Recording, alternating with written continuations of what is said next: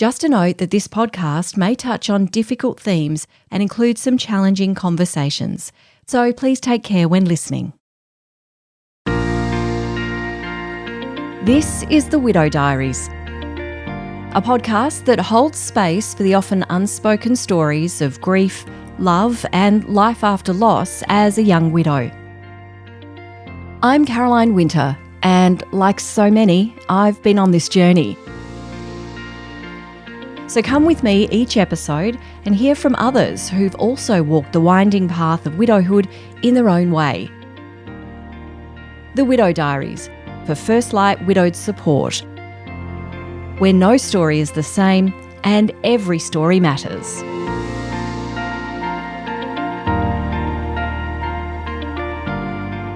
There's something I've learned in grief, and maybe you have too, and that's that support can come from so many places, from family and friends, maybe from the workplace, even from complete strangers who show up in ways you just never expected. But there's a kind of comfort that comes from sitting with someone who just gets it. Another widowed person who doesn't need things explained, who understands the language of loss, even without words. And so for me and for many others, that connection has come through communities like First Light Widowed Support. Anna knows that feeling too. She was widowed in February 2023 when she was pregnant with her baby and already a mum to a young son. Her world changed in an instant when her husband, Chris, died suddenly.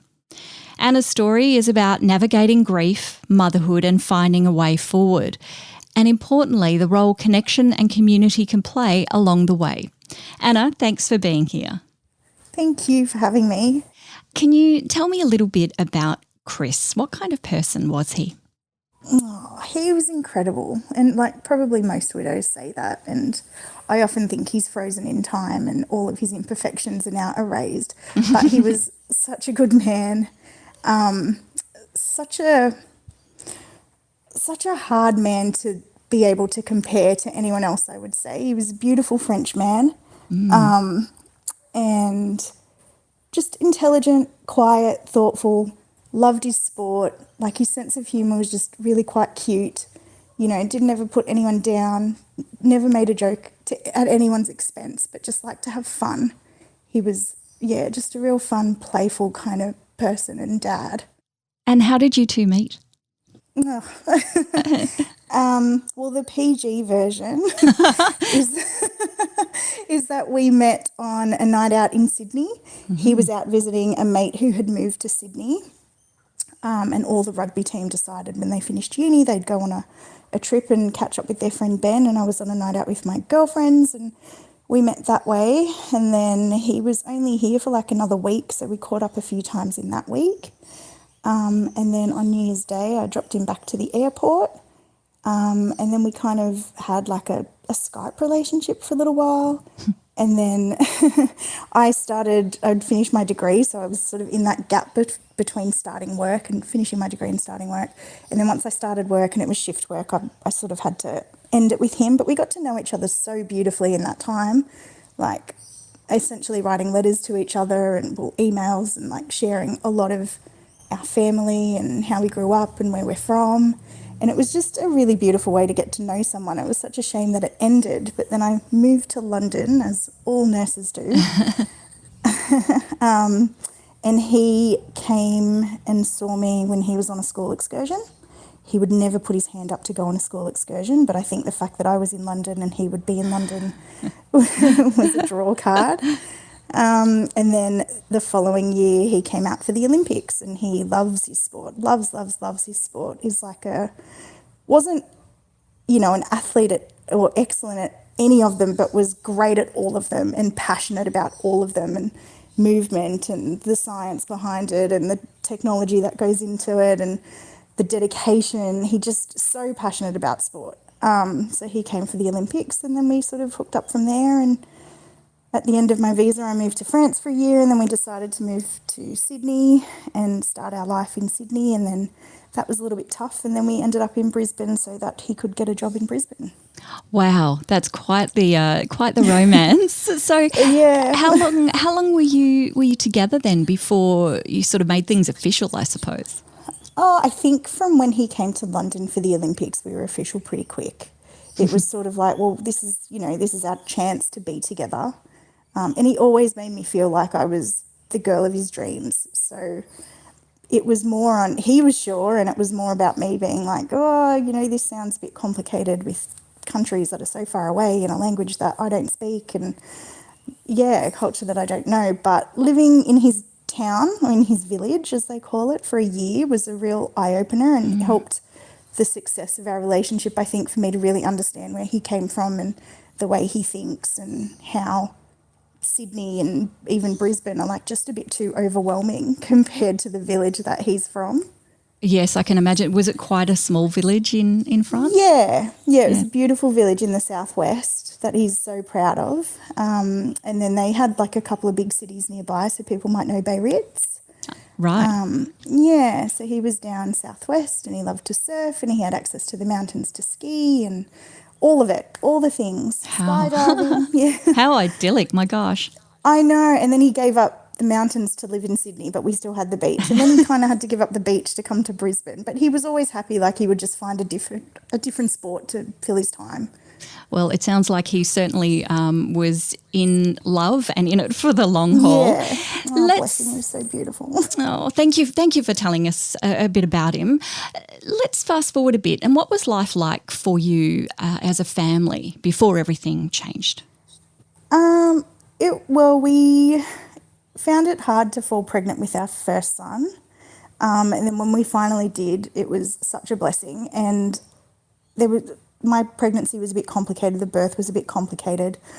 But then when Thomas was born, someone captured a photo. It was via cesarean, so I was still on the table, but someone captured a photo of Chris's face when he saw Thomas for the first time. Oh my goodness. You've never seen a man look more proud. Oh, Anna, what a beautiful memory to have. He really struggled with like the lack of sleep to the point where he didn't think he wanted another baby, but he just adored his son. Was he made for fatherhood, do you think? I don't think he ever thought he was. I don't think he ever thought he was having kids, but he was an incredible dad and a really good partner. I think in sports terms, we called ourselves a team and we were a really good team and balanced each other out. And, parenting's not easy and we definitely fought and we had tough days, but on the whole, it was a really happy life. Yeah. So you have gone from this, what sounds like a beautiful life, a happy life. You had your son and you were pregnant again and expecting again. Tell me what happened. Well, again, that was hard. I'd had quite a few miscarriages before we decided to have a break, and then I said one more shot and we fell pregnant in that one shot. Oh, wow. So that was very exciting. But that pregnancy was complicated again, and so we kind of were quite stressed about it until we got the green light, I think probably like less than 2 weeks before he passed away. So we didn't really get a chance to enjoy that pregnancy. I think we were quite worried about it. But to his credit, for a man that, didn't think he wanted children and then had a son, and anytime I had a positive pregnancy test, he just would look so happy. Like he would just glow and be so happy for us. So that was really beautiful. So we were really excited about this baby. I had a feeling I was having a girl. He apparently told his sister that I think we're having a boy, but don't tell Anna, she'll be disappointed, which she's told me later. And then turned out we had another boy. So. He was right. He was right.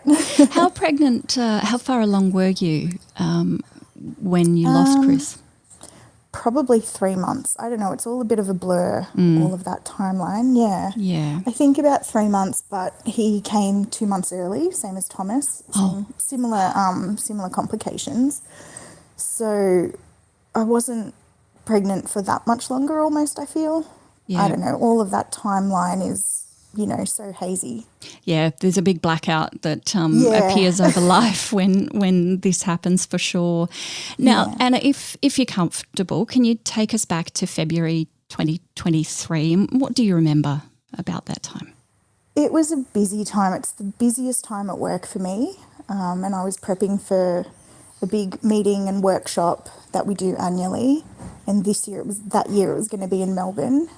In the previous years, I hadn't gone. I think, I was on maternity leave and then I got back and it was COVID and I didn't travel. I can't remember how many years for, but this was going to be my first year going interstate, taking a plane and going away for a few nights. So we were really planning for, who's going to do drop off, pick up, what are you going to eat, how's this all going to fit together, and making sure that it was all going to be easy for him and my mum was going to be here and have Thomas and, lots of logistics. And then meanwhile organising the work logistics and taking full advantage and going down a few days early to see a girlfriend down there. And it was just really exciting. It was everything's happening. At the start of 2023, I thought this is our year. We are finally having another baby. We're going to be a family of 4. We're going to travel again. He was looking forward to going back to France for his cousin's wedding. There were so many things that were just starting to unfold again for us. I guess after COVID and lockdown, and not that lockdown was very bad in Brisbane, but it just felt like we were finally through a few hurdles. Yeah. So, we'd had a house. We managed to buy a house during COVID, and that was such a big milestone for him and us. Well, us, but he was just so proud. So proud of being able to do that. It just felt like everything was meant to come together, and then it just blew up. Tell me about that. What happened? I was sitting in my meeting at work in Melbourne, and my phone was charging in a corner somewhere. And in the morning tea break, I went and checked my phone and I had quite a few missed calls from one of his colleagues from school, which I thought was a bit unusual. And I managed to call her back and she said, Chris has collapsed and the ambulance is working on him and they'd like to speak to you. And I just thought, what? And so I spoke to them and they said, we need you to come back. And I said, well, I can get back tomorrow, but I'm in a pretty important meeting. They said, no, we're going to need you to come back today. And I thought, Jesus, that doesn't sound very good. So I let work had paused and they were all sort of eyes on me while I took this strange phone call. And it was a phone call. The meeting was with a bunch of doctors. So I think they probably understood before I did how serious that sounded. And one of the surgeons offered to take me directly to the airport. And I said, can I go back and get my bag from the hotel? And she said, Melbourne traffic, absolutely not. Someone will bring your bag for you. I'll just take you now. One of my colleagues came with us, and she's from Perth. Chris and I had stayed with her in 2018 when we stayed in Perth for a little while, and she and her husband had come out to Brisbane to see us. So we were very good friends as well as colleagues. And she came to the airport with me, but then also moved her flights around to be able to fly me home to Brisbane, which I said wasn't necessary. In hindsight, having that support probably was everything, I'm guessing. It was everything, absolutely everything. I got a phone call in the car from a social worker from the hospital at Royal Brisbane just letting me know that Chris was on his way. And when I hung up from that call, I thought, God, a social worker doesn't sound very good. Why would I need a social worker? And just as we pulled up at the drop-off zone at the airport, I got a call from the doctor who received Chris and was working on him, called to let me know that he had passed away. I don't think I even need to ask how you were in that moment, but I know that shock sets in and you've still got to get back, right? I've still got to get back. I've got to think about my son who's over there who needs to be told that his papa is not coming home. It was such a blur. And thank God Julia was with me. She got me through to the gate. She told a lot of Virgin staff that my husband had passed away very discreetly, but just to let them know.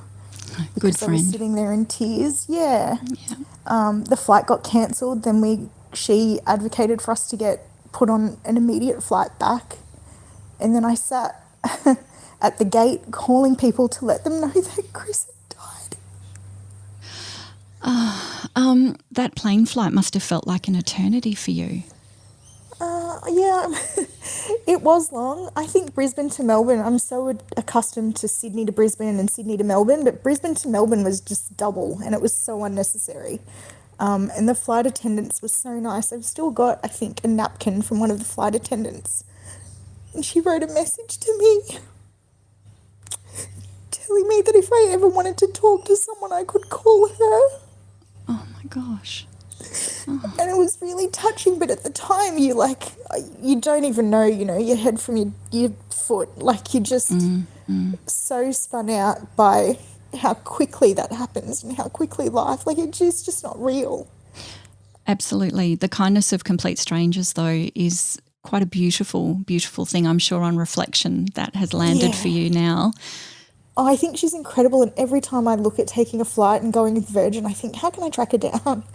I'm glad that you had, despite the whirlwind that was, but you had support from your friend. You obviously felt supported on the flight home. Yeah. When you got to the hospital, what was that like for you? Did you have a chance to sort of spend some time with Chris?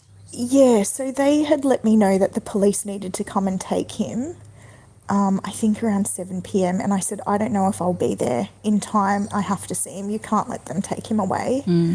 And so then they did manage to put the police off, but then with the cancelled flight and then possibly a delay, I can't remember. But I remember we didn't get back to Brisbane till 9 p.m.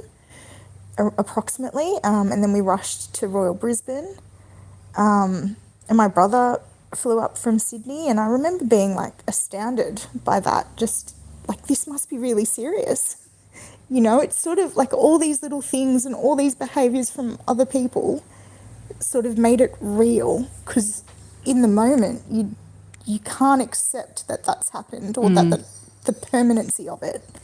And so I think I walked in with my brother and Julia, and we were all in a little waiting room, and there was a little room to the side of that connected with the door closed, and so the social worker came to talk to me and tell me that I could go in. My parents were there. Chris's friend Ben, who he had originally come out to visit in Sydney all those years ago, he lives in Brisbane now, he was there with his wife, and Thomas was there. And so I went in to see Chris first, and honestly I was appalled. I was appalled that they would let my 3-year-old son look at his father like that. And oh my gosh. I started bossing them around a little bit. I said, no, you've got to take the rails down. You've got to push the bed over here. He needs a pillow. He can't just be lying flat like that. It's so unnatural. So we readjusted the room, I guess. We restaged it almost so that he looked more comfortable and more at peace. And then Thomas came in to see him so we could say goodbye to Papa. But Thomas had no idea. I mean, he'd already been asleep at my parents' house. Well, like they did the rest of the afternoon and gave him dinner and put him to bed as normal. And then I think woke him up when they needed to come back to the hospital when I would be there. So it was, he would have no recollection of it, but he was in my arms and we were standing next to Chris. And I asked him to give him a kiss, a bisou, for Papa, and he wouldn't. He could tell that something was not right. In the end, I got him to ruffle Papa's hair. Yeah. So I will carry that with me forever. And actually, Thomas was the hardest part of all of it in the coming days. Just, a 3-year-old just cannot understand how someone could be there. Someone so important could be there 1 minute and gone, never to come home. Yeah, absolutely. It's hard enough for you to make sense of what's happened. And then at that point, in sort of those first few days and weeks, was that focus all on Thomas? Yeah, absolutely. I think something that the doctor that dropped me at the airport said, and I don't know if that's just was automatic, but she wrote me a letter afterwards. And she just said, you were just incredible from the moment that doctor called you and let you know. You were so gracious. And I thought, well, no, I've just been, being polite has just been ingrained. So I think I was just on autopilot. But then Julia said that when I got to the hospital, like I had been a complete mess the whole flight, but the minute I got to the hospital and saw Thomas, my brain switched into mother mode, which must have also been automatic. I don't really remember a lot of all of that, but that's what other people had observed. And then in the coming days, it was all about Thomas was just confused about where Papa was, and, we need to go and wake him up. The sun is up. We need to bring him home. He can come home now. Oh, gosh. Yeah, that was really hard. When you were having conversations, and 3, as you rightly point out, it's a very young age to absorb this kind of situation, what were you telling him? What story did you manage to, I guess, tell that would help him and help you kind of in the months to go forward? People had said to use, real words, don't soften it. It just has to be, not direct and harsh, but it has to be very honest. Right. So the words that I used were Papa's heart stopped working and the doctors couldn't fix him and he died and he can't come home. And we're Catholic, so I added to that he's in heaven. Mm-hmm. But it was very much a reiteration of those lines pretty much over and over again every day, pretty much whenever he would ask. I said, well, Papa has died. He had a problem with his heart and the doctors couldn't fix him. And now he's gone to heaven and we can't see him anymore. I wonder if you having to make sense of it for a 3-year-old helped you in any way? Yeah, absolutely. I think having to repeat that story was sort of having to tell myself the same thing. Whereas I think if Thomas wasn't there and I wasn't pregnant and I didn't have all these other things that I still needed to keep going forward for, I probably would have laid in bed and, I don't actually know, but I have a feeling I probably wouldn't have gotten out of bed for weeks and weeks. I want to talk about parenting through grief in a moment. I just want to clarify, though, Chris did die unexpectedly. Had there been any precursors? Like, was there anything leading up to it? He was always a tired man, but we all knew that. I mean, he was a teacher and he would come home from school and have a nap. And if he couldn't have a nap, he'd be pretty grumpy. But we all kind of just catered to it when we bought our house. His vision for our house was to have as many siesta zones as possible. So, those were priorities for him. So we had an outdoor lounge. We got a new couch for the other living room. We had a couch here. We had a downstairs bed. We had our bed. There was Thomas's room. There was he just was like, there are 9 places we could have a siesta in this house. We could have people over and everyone could have a siesta somewhere. Just quietly, I'm really loving this. He was just brilliant. He was so easily pleased, but he wasn't a stupid man. He just really appreciated the simple things in life, and was just very happy with his lot in life. And a lot of people said, so he did a lot of sports, as I said, but in the years when we were in France, before children, he used to make these little GoPro montages of all of his sports. And he really enjoyed putting these little videos together. So thankfully I've got 3 or 4 minute clips of him just doing sport against the backdrop of music, and the kids can see it. And he used to be so proud of those. But when I show those to people, people are like, wow, he really fit 80 years in his 40 years. So who knows, all of these questions of spirituality and everything. But I do wonder if subconsciously he lived as though he didn't have the full length of time that everybody else gets. Yeah, yeah. And so when he died, you were 36. How old was he? He was 39. Let's return to the fact that not only did you have Thomas, who was 3, but you were also pregnant. At what point did you sort of come to that realisation, because everything is a blur, that suddenly this moment that you were meant to be enjoying as a family was suddenly going to be just you? That moment really hit when I brought Matthew home from the hospital. And to come home, my mum drove us home, me and Thomas and the baby, but to come home and not have Chris open the door and help us get out of the car and welcome us back, that was the hardest one of the hardest days. That was when it was like, wow. The births were so similar in their complications, in how my water broke early and went into spontaneous labour early. And Thomas was in hospital for 5 weeks when he was born. So it was, a long journey. And I thought, okay, well, I'm going into labour, Match is going to be born. We're going to need to be in hospital for 5 weeks. And he was so strong. He got an extra half a week in utero, so maybe that made such a big difference. But he was ready to go home in 3 days, but I was not ready because mentally I was prepared for a whole month of needing to go back and forth and have him in the hospital. So the hospital was so kind. They let me stay an extra couple of days until I was ready to take us home. But definitely, like, the walking through the door and him not being here was so tough. I can only imagine. I've spoken to a couple of other widows who were pregnant at the time that they lost their partners, and one of the things that they said was during the actual giving of birth, they were so in that moment it almost didn't register. Was that similar for you, that you had a job to get done, and that was deliver this baby?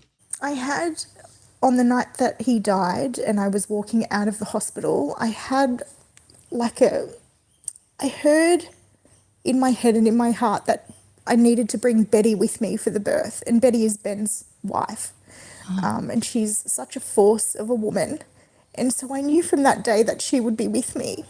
And so the day that I did go into labour, a neighbour had to take me to the hospital. I didn't wake up. I didn't want to wake up Thomas. My parents were sleeping downstairs.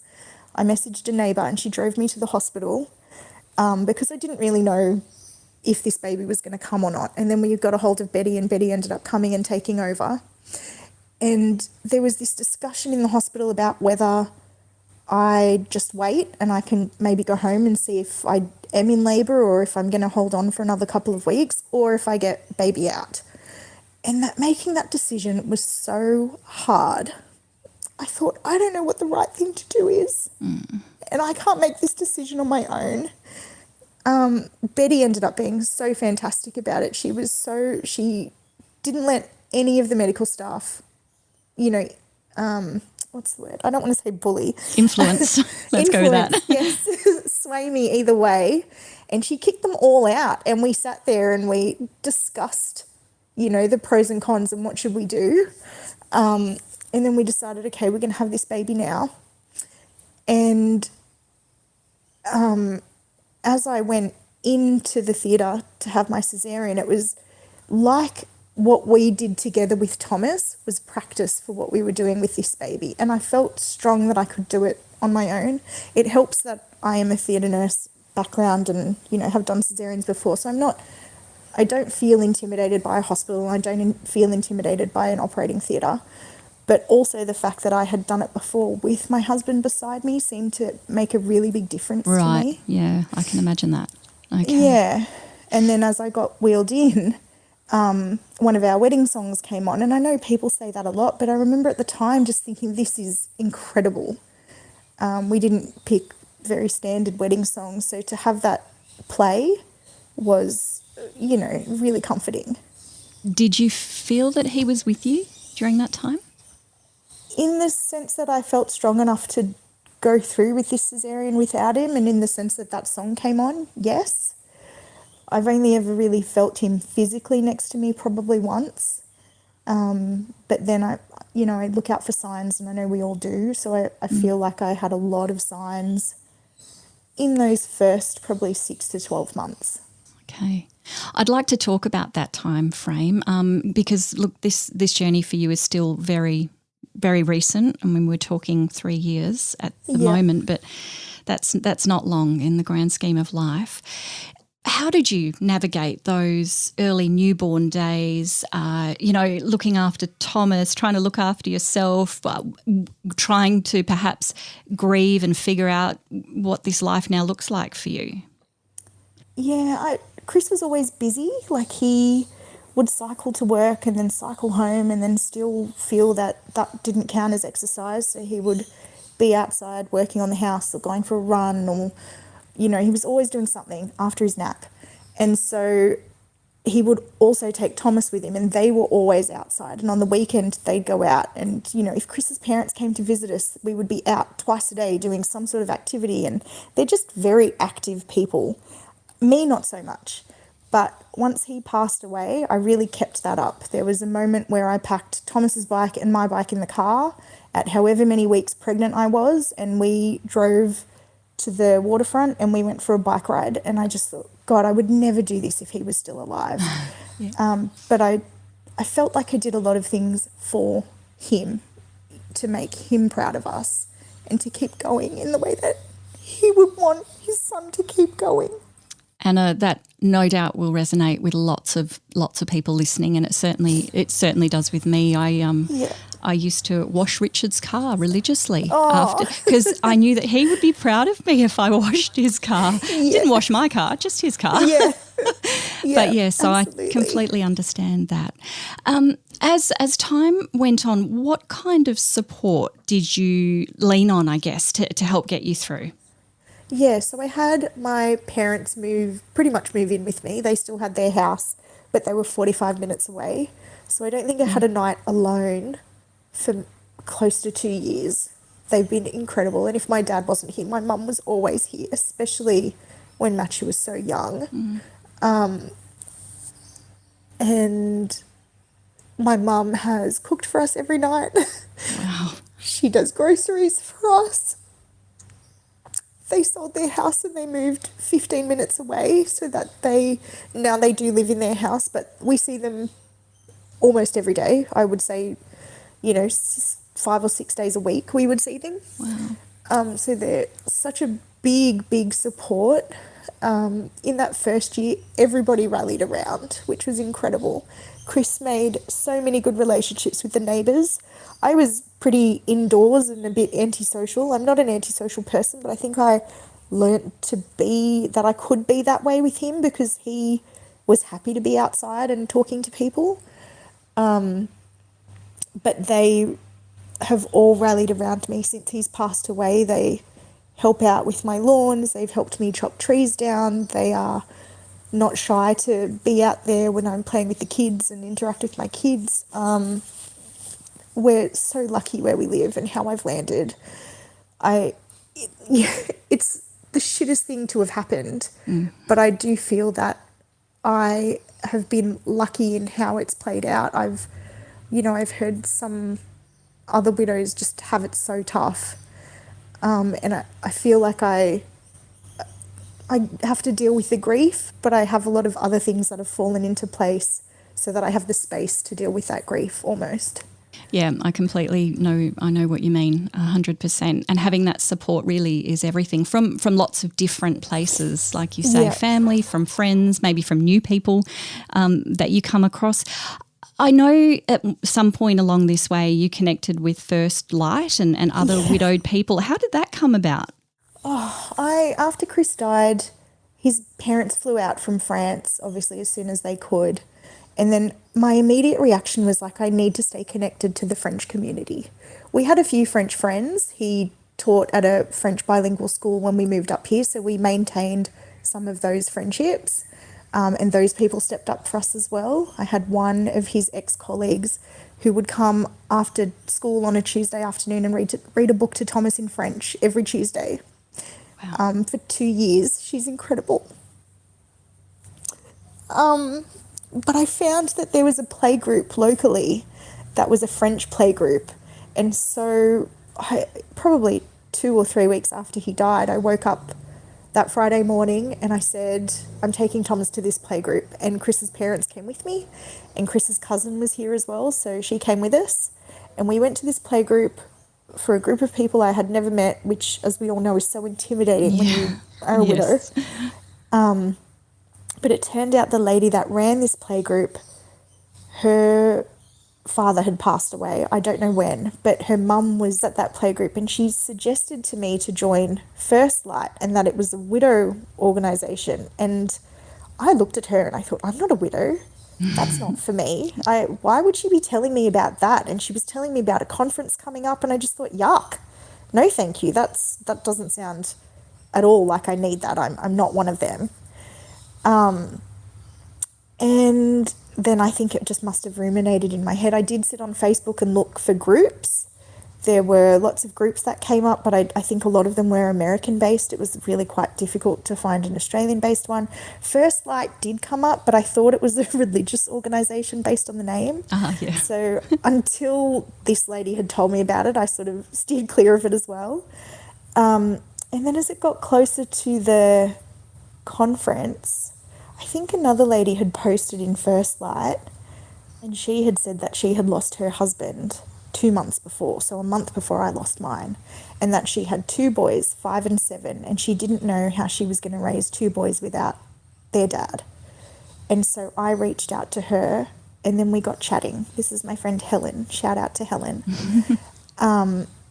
And connecting with her was a saving grace. And I think it was the two of us that sort of were like, oh, are you going to the conference? What do you think? And she was going, and so I thought, all right, I'll go.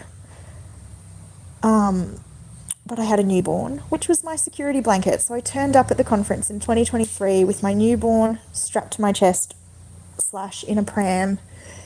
And that was really my, I guess, yeah, it was like having a comforter. It was like, okay, so I don't need to, it gave me space from people. It gave me an excuse to, leave, the baby needs me kind of thing. It was very much a protection. But it was the first time I met Helen face to face, and we are still good friends to this day. We have a lot of laughs and talk about lots and lots of different things and the challenges of parenting and all sorts. So First Light has brought so much to my life. I think every conference I meet someone who I connect with, and I've got, as we all do, a few really good widow friends now that you can, reach out to when you need to, or talk all the time if you want to, and you just get each other. There's none of that. Yeah, you don't have to you don't have to stay guarded or hold anything in. You can just be comfortable. Absolutely. And you're right. For many of us who've had anything to do with First Light, just finding it almost feels like just a beacon of light in a really, really dark time. You had a lot of support. You've had a lot of support over the years. What difference did it make speaking to people who really, really, truly understood what you were going through? Yeah, I think they just validate it for you, don't they? At first I found it quite overwhelming to hear so many other sad stories. Like, I think when it happened, in my mind, I thought, okay, well, that's it. It shouldn't happen anymore. And then every week there's a new widow, and you just think, why is this happening to other people? It's not fair, and it shouldn't be like that. It's such a weird response, and I think possibly a reason why I didn't succeed in nursing. Too much empathy or whatever, I don't know. But I think once you can get over how overwhelming that is, that everybody else also has such a sad story, then it becomes comforting, or that's how it was for me anyway. Yeah. Just to have people that you can relate to. I found the first conference comforting and actually, Rebecca's opening speech just nailed it. You were like, wow, she gets me. Everything she said just hit the right spot. You're like, okay, I'm in a safe space, and these people are, we've all been through the same thing. We're all at different parts of our journey, but we're all seen and we're all understood. And we can all learn something from being here from each other. And I think what I also found super overwhelming is how people that are much further along in their journey, I was, I think, 3 or 4 months in, it was so raw still. And then to see that people had lived 10 years without their partner, or 15 years without their partner, and how happy they were. I remember being quite confronted by that. Mm-hmm. But doing year 4 now. So I've done 3 years of grieving, and grieving will never be finished, but it definitely feels lighter than it used to. And I can see, life is mostly pretty normal apart from the days that are shit. Of which there are some still, of course. Of course. But, it's not every day is shit anymore, which is so nice. It is. It's sort of a weight lifted a little bit. Yeah. when you Yeah. realize that not every day is going to feel as bad as the previous ones. I'm curious, the support from other widows, from First Light, from everything you have in your life has obviously helped you, but what else has helped you begin to rebuild, even in small ways? If I'm completely honest, it would be Matthew sleeping through. That changed everything. Right. And I don't know how much of like the broken nights and the lack of sleep and, you know, a newborn really hindered all of that healing. But we're coming out the other end, and like it's fun to have two boys to hang out with on the whole when they're not, you know, hungry or tired or cranky or fighting or whatever. But they're definitely a way to go forward and becoming so fun and so cute together, and I can start to see us, you know, going on adventures together and getting out more. And when Thomas was little, like Chris really struggled with the lack of sleep, and it was when he turned 3 and, you know, he started to be more independent and we could take him more places, that even Chris could see, like, you know, the fun side of it and how cool this was going to be. And then when we fell pregnant again, and I knew he was sort of dreading it, and I tried to tell him to go to, you know, go and speak to someone about how nervous you are about another baby and how hard that was for you. And he was considering it, but it wasn't really his style. But when I did fall pregnant and when the pregnancy did stick, he was like, okay, well, we've got another 3 years, but we can do it. And so Matthew is 3 in 2 weeks, 2.5 weeks, and I can really see like that shift happening again. So definitely makes a really big difference. But also this year I've committed to being able to look after myself more. So I've taken up Pilates and I'm dedicated to reading more, and I just have that little bit more space in my life now that my children, well, now that, you know, I don't have a baby, that I can do a few more things for me now. Yeah, and in doing things for you, you're in turn doing things for them because you are becoming stronger mentally, emotionally, physically. Correct. Matthew is almost at the age that Thomas was when Chris died. What kind of conversations, I guess, are you having with him, but also with Thomas now that he's 6? Well, everyone had told me at the time that, you know, I'm lucky, and we use that in inverted commas, that the boys, or that Thomas is so young that he's at an age where it actually won't affect him, or like, you know, it won't be hard for him to overcome. And to a point, I agree with that. I think as a small child, your life is just your life. And at the time it was hard to lose his dad, but now every day is just, this is just his life. He lives at home with his mother and his brother. His grandparents are here almost every day. He knows his extended family. He knows his friends. And his papa is just not here anymore. I think it might be harder when he's a teenager. I don't know. I sort of am so nervous about that stage and how that might affect him that I kind of don't like to think ahead to that.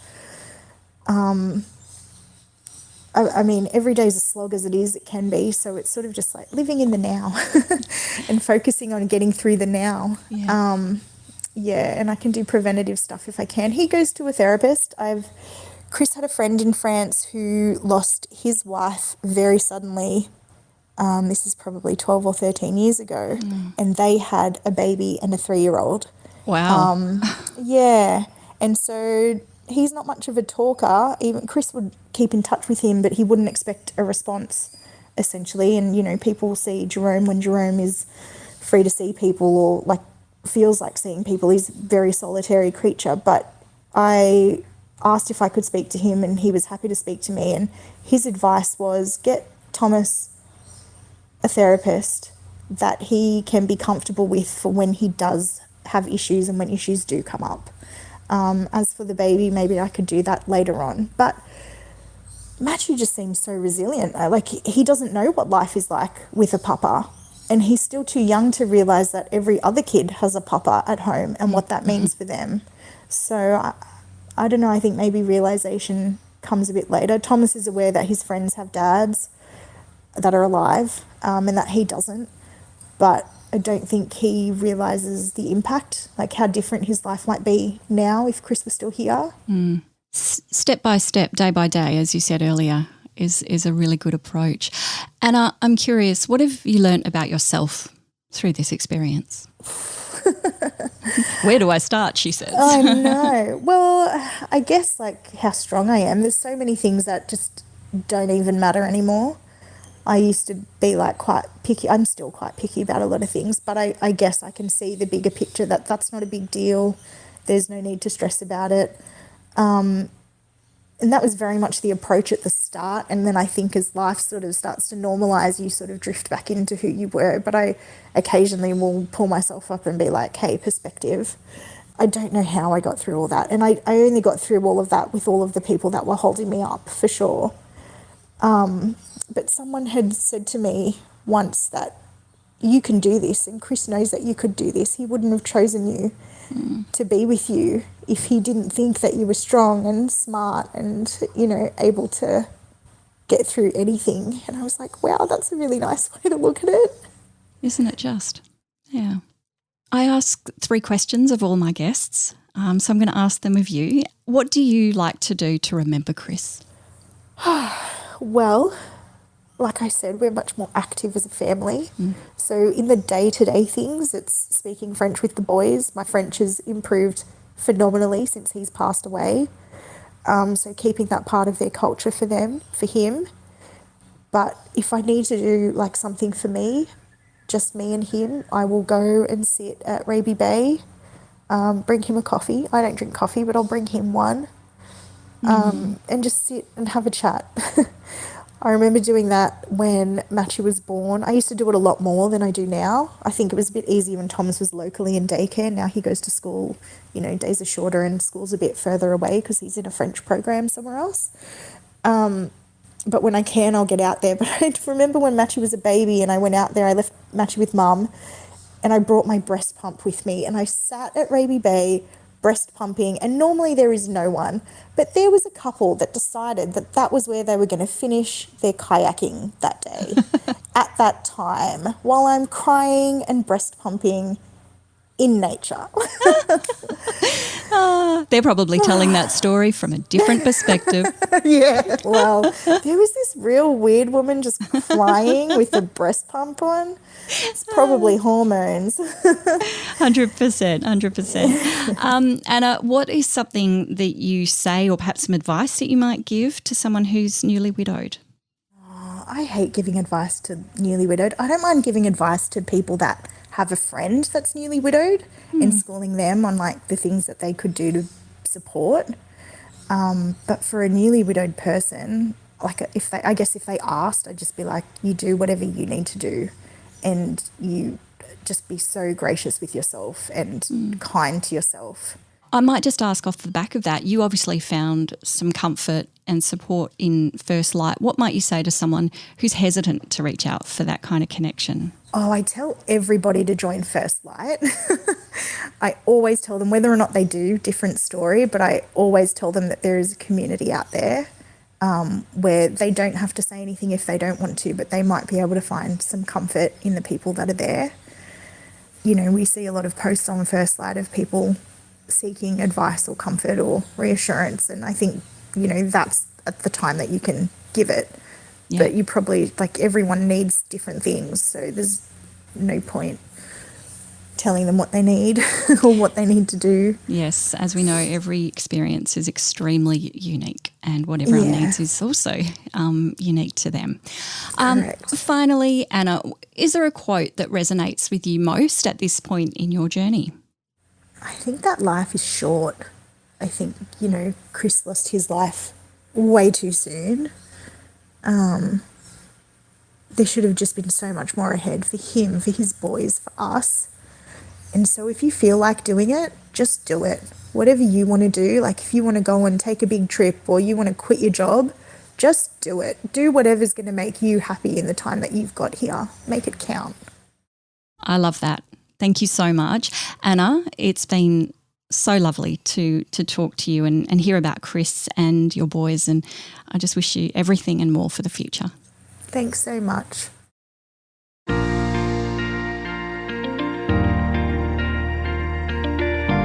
Thank you to all my guests for sharing their stories so generously.